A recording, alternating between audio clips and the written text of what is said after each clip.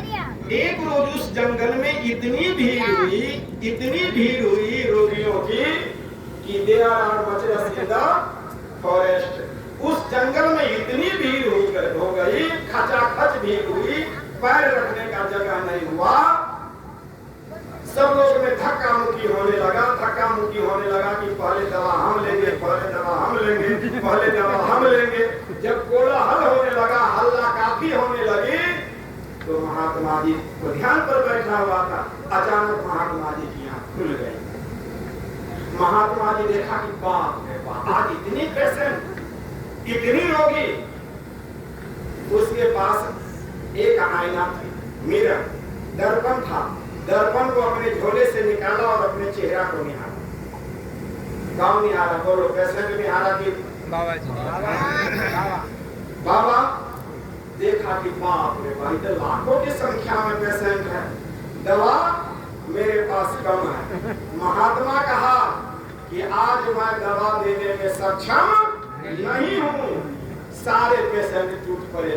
कोई केस खींचना शुरू किया, कोई मोच खींचना शुरू किया, कोई दाढ़ी खींचना शुरू किया। ऐसा क्या हुआ बोलो? उसको पहले गुरु कहा था, बेटा त्रिगुण से बचे रहना। गुरु कहा था त्रिगुण से बचे रहना। गुण कितना है? 3। कौन कौन? सत, रज और तम। गुरु कहा था कि बेटा त्रिगुण से बचे रहना, तब तुम्हारा कल्याण होगा। लेकिन गुरु की कृपा तो सुना तो, लेकिन व्यवहार में नहीं लाया। एक दिन वह महात्मा की दुर्दशा इतनी हो गई कि मोच एक बाल यदि आप उखाड़ते हैं तो प्राण निकलने लगता है। और ये लाखों पेशेंट जब धक्का मुक्की करते महात्मा जी के नजदीक पहुंचा, तो कोई केस खींचना शुरू किया, कोई मोच खींचना शुरू किया, कोई दाढ़ी खींचना शुरू किया। सब पेशेंट तो चला गया दाढ़ी मोच केस लेकर के। बाबा कराहते रह गया, दर्द के मारे छटपटाते रह गया। लेकिन गुरु की कृपा थी, प्राण बच गए। बाबा उस जंगल को छोड़ दिया कि इस जंगल में कहीं रहेंगे तो फिर पेशेंट आ जाएंगे, रोगी आ जाएंगे। उस जंगल को छोड़ दिया। एक रोज जा रहा था महात्मा जी, जब जा रहा था उस जंगल को छोड़ करके दूसरे जंगल, तो अचानक महात्मा जी को रास्ते में ठेस लगी। क्या लगा बोलो? ठेस। आप लोगों को कभी ठेस लगा है जीवन में? सबको लगता है। ठेस लगा। ठेस जो लगा तो किसमें लगा जानते हैं? बाहर में हीरा जवाहर। ठेस जो लगा, जोर से ठेस लगा, महात्मा जी गिर गए। और जिसने ठेस लगा वह क्या था? हीरा जवाहर। महात्मा जी सोचा, इस हीरा जवाहरात को बेच करके यदि मैं मंदिर निर्माण कर दूंगा, मैं मर भी जाऊंगा, तो जब तक सूरज चांद रहेगा इस धरती पर मेरा नाम रहेगा। कौन सोचता है? बाबा जी। महात्मा जी गया अपनी कुटिया पर, और कुटिया पर लेबर को मंगाया, मिस्त्री को मंगाया। कहा कि ये जमीन तुम देख रहे हो ना? कहा कि हाँ महात्मा जी, यहाँ मुझे मंदिर बनवाना है। कहानी बहुत पुरानी है, जिस समय में कुआं की चला चलती थी। एक कुआं बनवाना है और मंदिर के बगीचे में ही हमको समीप में ही एक गार्डन, एक बगीचा लगाना है, जिसमें विभिन्न प्रकार का फल हो, विभिन्न प्रकार का पुष्प फूल हो। कहा कि महात्मा जी आप तो सारे महात्मा जी, चेहरा पर भी आपका कोई रौनकता नहीं है। जो भी दाढ़ी मूछ थी उसमें भी देखते हैं कि सब आपका सफा जग है। हम पर आप पर विश्वास नहीं होता। बहुत दुर्गति है, आप पर मुझे विश्वास नहीं होता है। कहा कि क्या विश्वास? आप जो कह रहे हैं कि एक साथ हम मंदिर निर्माण करेंगे, एक साथ कुआं खुदवाएंगे और गार्डन बगीचा में लगाएंगे, विभिन्न प्रकार का फल और फूल जो लगवाएंगे, तो उसके लिए हमको पहले धन दिखा दीजिए। महात्मा जी को भी अच्छा लगा कि भाई ये धन देख लेगा तो अपना जो है कल से मंदिर निर्माण शुरू कर देगा। वह महात्मा जी कहा कि चलो धन हम दिखाते हैं। जहाँ ठेस लगी हुई थी वह हीरा जवाहर दिखा दिया। किसको? बोलिए। मिस्त्री को, कारीगर को। हाँ, एक आदमी रिचार्ज हो रहा है इतने आदमी में। यही शब्द आप लोगों को बोलना था। मिस्त्री को दिखा दिया, लेबर को दिखा दिया महात्मा जी। कहा कि हाँ, मुझे आप पर विश्वास है, आपके पास यह हीरा जवाहरात बेच करके मंदिर भी बन जाएगा, कुआं भी खुदा जाएगा, समीप में गार्डनर बन जाएगा, विभिन्न प्रकार का फल फूल लग जाएगा। महात्मा जी रात्रि में गया सोने के लिए, महात्मा जी को बांध दिया। क्या किया बोलो? हाथ और पैर बांध दिया और जितना हीरा जवाहरात साथ सब खोज करके चला गया। ऐसा क्या हुआ बोलो? गुरुमुख वाणी उपजे शिष्य साँच गरिमा। गुरु महाराज की वाणी को तो याद कर लिया, लेकिन व्यवहार में उतारा, व्यवहार में लाया नहीं। जब सारा हीरा जवाहरात ले गया तो महात्मा जी को याद आई कि गुरु कहा था निर्गुण से बचे रहना, सत रज और तम। सत्य क्या? आज मैं मंदिर बनवा देता तो अजर अमर होता, लेकिन अजर अमर होने से गुरु महाराज कहा था सत्य से भी बचे रहना, सतोगुण से बचे रहना, तमोगुण से बचे रहना और रजोगुण से भी बचे रहना। हमने तीनों को पकड़ लिया। गुरु जी कहा था इसे बच करके रहना। महात्मा जी को उल्टा बांध दिया और मंदिर बनेगा, मंदिर बनेगा, कुआं खुदाएगा। महात्मा जी उस जंगल को भी छोड़, उस कुलिया को भी छोड़ दिया। ये दूसरी जंगल है। महात्मा जी विचार कि आप तीसरी जंगल में चले जाओ। तीसरे जंगल में इतना तप किया, गुरु को इतना आराधना किया, गुरु दयालु इतनी तपस्या की महात्मा जी, इतनी तपस्या की कि इंद्र का इंद्रासन जुड़ने लगा। किसका इंद्रासन जुड़ने लगा बोलो? इंद्र भगवान का। इंद्र सोचा कि इसकी तपस्या यदि आज पूरी हो जाती है तो मेरा सारा इंद्रासन छीनेगा यह तपस्या। इसलिए देव अप्सरा को भेजा। किसको भेजे? देव अप्सरा को। देव अप्सरा, मेरा आदेश है, अमुक जंगल में अमुक महात्मा जी सब पर बैठा हुआ है, उसकी तपस्या यदि पूरी हो जाती है तो मेरा इंद्रासन छीनेगा। इसलिए जाकर के उसकी तपस्या को तुम भंग करो, उसकी तपस्या को तुम भंग करो, ये मेरा आदेश है। इंद्रासन से चले कौन? देव अप्सरा। उस जंगल में आई, महात्मा जी ध्यान पर बैठा हुआ था। संध्या काल में जब वह आती है देव अप्सरा, देखा कि महात्मा जी ध्यान पर बैठा हुआ। कहा कि हे सरकार, आप तो बड़े दया के सागर, आप तपस्वी लग रहे हैं, हम पर कृपा कीजिए। भगवान भास्कर अस्ताचल की ओर चले जा रहे हैं, अब रात्रि होगी, जंगली जानवर मुझे खा लेंगे तो सारा पाप आपको लगेगा। मैं आपके दरवाजे पर आ चुका, बार बार मोबाइल देव अप्सरा की आवाज बार बार जब उसके कानों तक जाती है, महात्मा तपस्या खुल जाती है।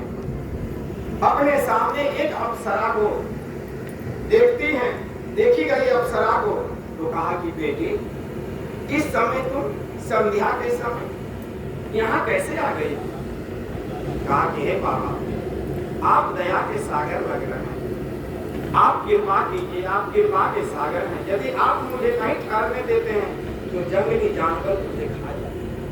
जंगली जानवर यदि मुझे खा जाएंगे तो सारा पाप का भागी आपको करना है। कौन कर रही है बोलिए? आप कौन कर रहे हैं? अप्सरा। कहाँ से आई थी?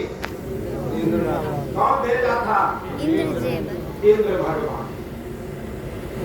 महात्मा जी को लगा कि सही में तो जंगली जानवर खा ही जाएंगे, इसको तो बचा लेते हैं तो अच्छा। एक कहा कि बेटी एक किनारे तो सो जाओ। जो फल फूल इत्यादि था अतिथि समझकर तो उसको सत्कार किया। महात्मा जी भी एक किनारे सो गए। एक किनारे वो भी सो गए। सुबह हुआ, भगवान भास्कर का उदय हुआ। कहा कि बाबा हमारी इच्छा नहीं होती है यहाँ से जाने का। कहा कि नहीं, अब आप जा सकते हैं। आपने कहा था कि जंगली जानवर खा लेंगे मुझे, इसलिए रात्रि गुजारनी दीजिए। तूने रात्रि गुजारी, अब तुम जा सकते हो। लेकिन वो कहने लगे कि बाबा आप भी अकेले हैं और मैं भी अकेली हूँ। आपको जंगल से स्वयं जल लाना पड़ता है, लकड़ी तोड़ करके लाना पड़ता है, भगवान के लिए फूल तोड़ करके लाना पड़ता है। ये सब काम मैं आपको, आपके कामों में मैं हाथ बटा दूंगी तो अच्छा रहेगा। बाबा तो नाना करते रहे, लेकिन उसको दबाव था। किसका दबाव था? इंद्र भगवान को। महात्मा कहा कि तुम यहाँ से जाती हो कि नहीं, गेट आउट। वह चली गई। कहाँ गई? इंद्र भगवान के पास। इंद्र सोचा फिर वह तपस्या पर बैठ गया है महात्मा, अब हमारा राज नहीं बचेगा, मेरा इंद्रासन छीन लेगा। उसको दबाव दिया गया कि हमने तुमको क्यों भेजा था, क्यों भेजा था, जवाब दो।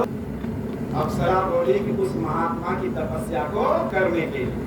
कहा कि लौटती है कि नहीं? अभी लौटो, आज तपस्या भंग करके ही तुम्हें आना है, जहाँ जय दिल लगे।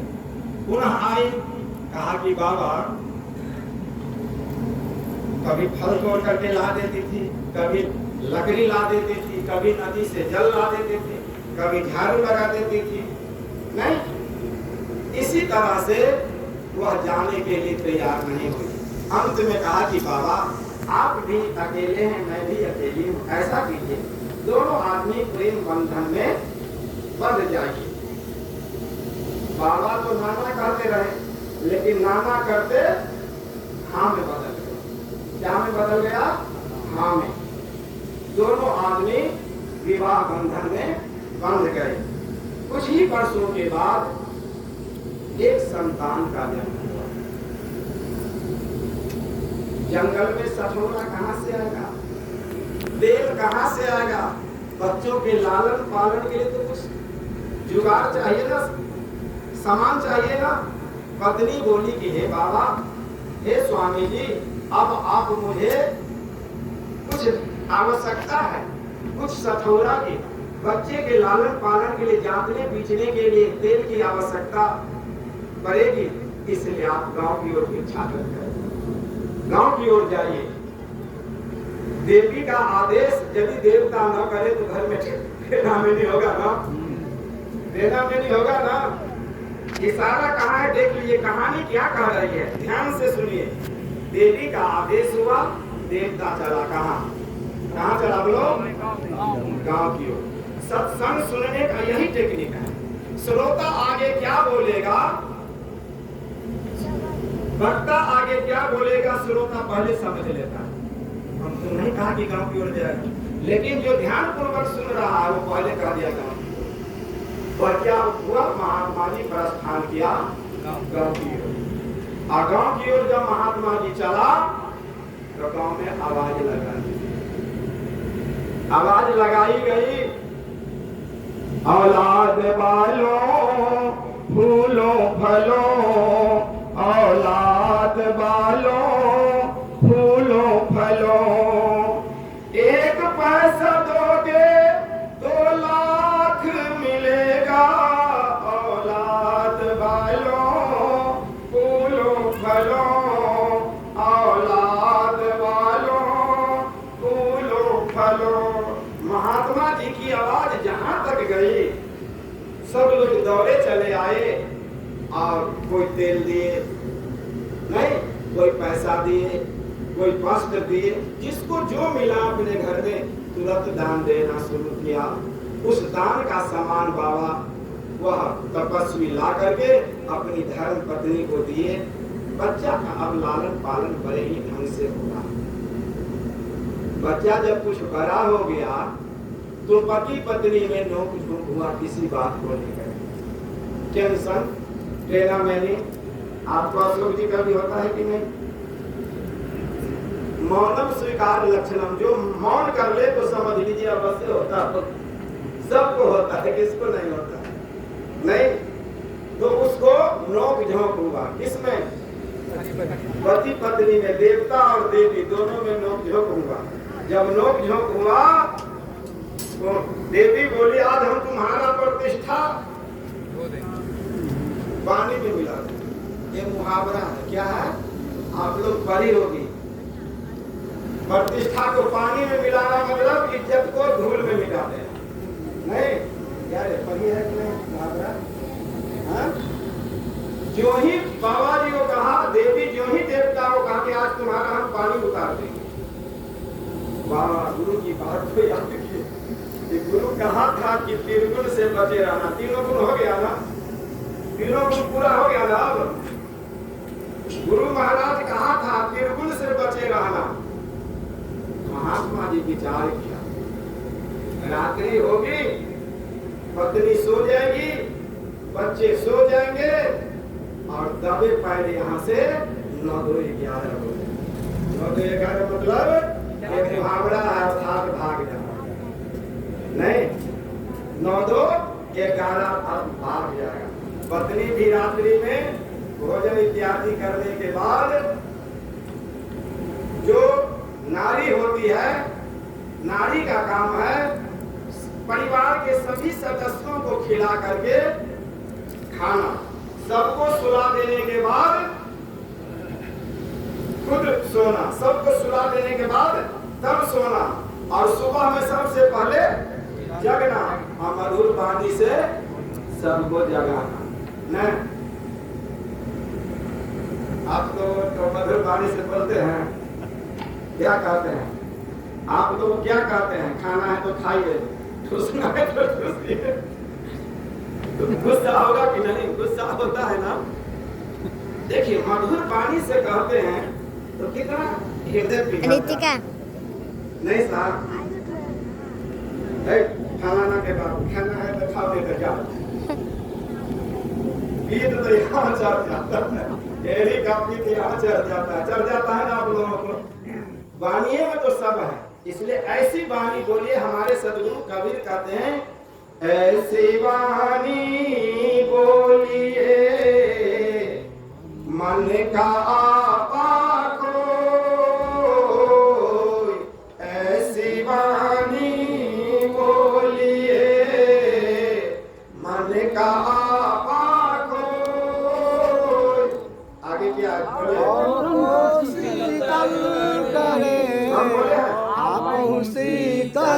लोग गवाह रखिए, हम बोले ऐसा कैसे वो लोग कह दिए। सत्संग सुनने का यही टेक्निक है कि वक्ता आगे जो कह रहा है उसमें तुरंत ब्रेन को लगा देना।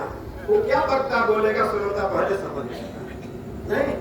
आपको शीतल हो, औरन को शीतल, औरन माने दूसरे। ऐसी वाणी बोलिए कि दूसरे का मन भी ठंडा जाए, कलेजा पिघल जाए और स्वयं भी अच्छे हो। नहीं तो हम लोग कहाँ थे बोलिए? महात्मा जी के पास। पति पत्नी को सोए छोड़ दिए और वहां से 9-2-11 हुआ। ऐसे क्या हुआ? ऐसे क्या हुआ बोलिए? वो तीनों को पकड़ लिया, तीनों को पकड़ लिया ना। हम आएंगे किसी से पूछेंगे तो बताइएगा ना। हम कभी भी किसी भी व्यक्ति से पूछेंगे। इसलिए आप लोग यहाँ बैठे हैं रिचार्ज होने के लिए। किस लिए बैठे हैं? रिचार्ज होकर के आप इस कहानी को आप अपने घर में परोसिए। शाम में बैठिए अपने घर में। आपने जो आज सत्संग से लाभ उठाया है अपने घर में परोसिए। सत्संग में बैठिए और सत्संग जो लाभ उठाया है सत्संग से पूरे परिवार को सुनाइए। तो क्या होगा? आज जो दादी कह रही थी कहानी कितनी अच्छी थी। आज माँ जो कह रही थी सत्संग से जो लाभ है कितना अच्छा है। तो अपने मैं कहा दादा कहा से देने का भी तो बुढ़वा बुढ़िया से लिख ले। बोलो सद्गुरुदेव की जय। तो आज आप लोगों ने सुना त्रिगुण से कैसे बचे रहना। इसको आप लोग अपने घर में शेयर कीजिएगा, बच्चों से, अपने पुतों से, सास से, ससुर से, जो भी घर में हो, इससे बांटिएगा। भूली हुई बात आपको भी याद हो जाएगा और आपके घर में आपको इज्जत मिलेगा, सम्मान मिलेगा, प्रतिष्ठा मिलेगी।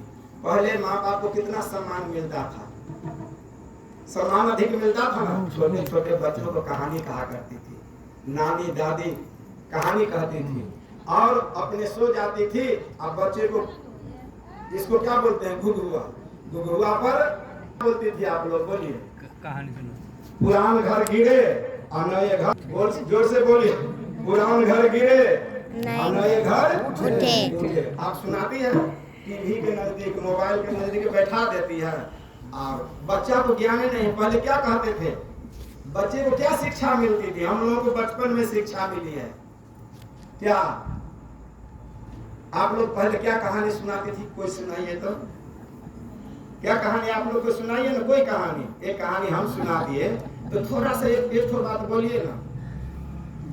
बांस काटे ठाई ठाई नदी डूबे, कमला का फूल दोनों अलग अलग जाए। आप लोग कहा करती थी कि नहीं?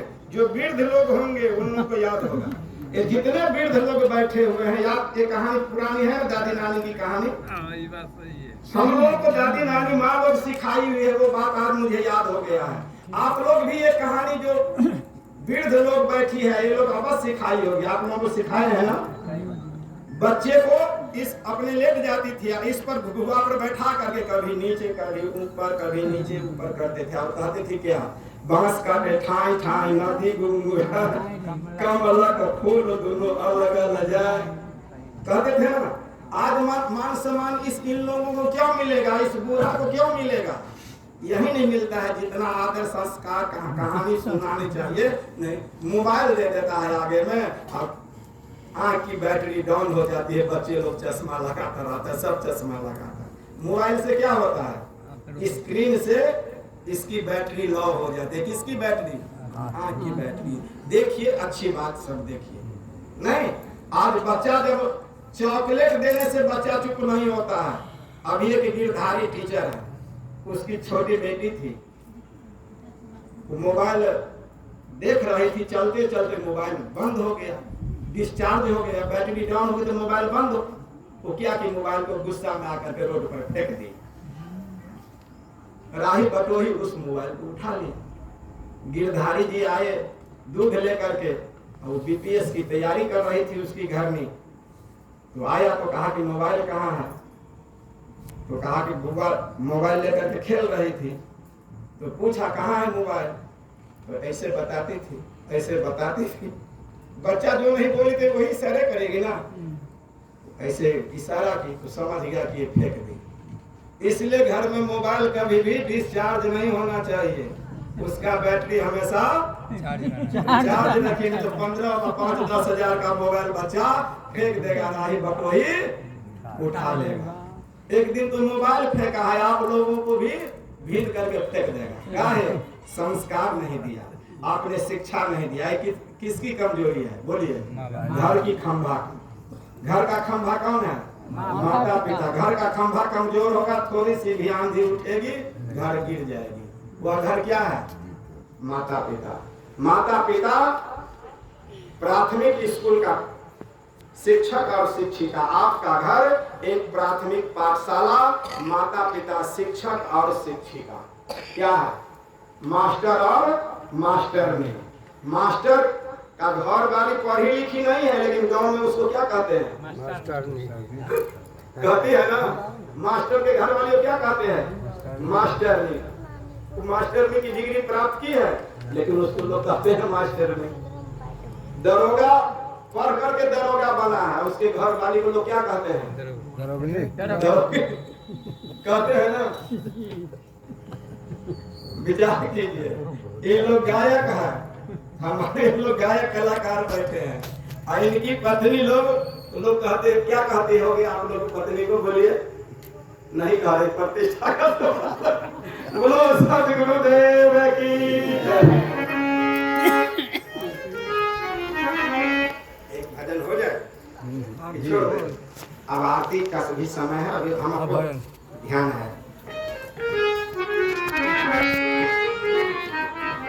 10 बज गए, 10:44। घर को कैसे संचालन किया जाए, नहीं घर में कैसे सुख शांति हो, पूरे परिवार में कैसे प्रेम बढ़ेगा, आपस में कैसे हम लोग सुंदर से एक दूसरे को सुंदर व्यवहार से अपने ओर आकर्षित करें। हमने इस पर चर्चा की। मुझे आशा है कि आप लोग हमारी बात को ध्यान से सुन करके अपने घर में परोसने का, बांटने का और शेयर करने का काम कीजिएगा। इससे आपको सुख और शांति मिलेगी।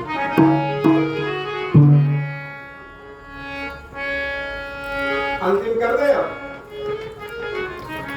नहिरा के खाली ढोलक निक जगह बजबी बाबा, हमरा जरे बजबी ताल मेल नहीं बैठेली, हम भजन नहीं गाबै छी। हमको बुझाता कि ताल मेल नहीं बैठे आके बजबा दिया किनका बजबा मजबूरी में रह जाती है। अहाँ सब दिन बदल दे छी आदमी के, जे वो आदमी रहते तब ना बुझल रहे भान। चलिए, जो अच्छा हरवाह होता है बिना बनाई का भी जोड़ लेता है। गर्दामी यदि टूट जाता है तो गमछू जोड़ करके अपना हल चला लेता है। नहीं, हरवाह वही अच्छा होता है।